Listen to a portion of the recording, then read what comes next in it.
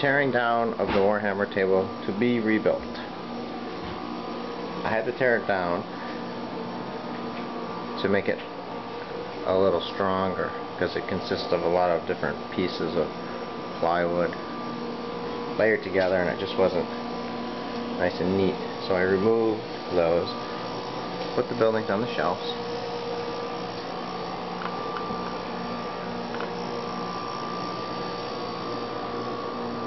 and we'll start over because it's winter time now and it's getting cold out. So I needed to get back and make it better. So anyway, as soon as I get a new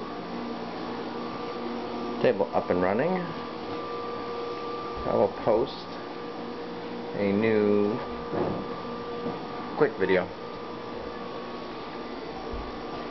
Anyway, that's it. Thanks.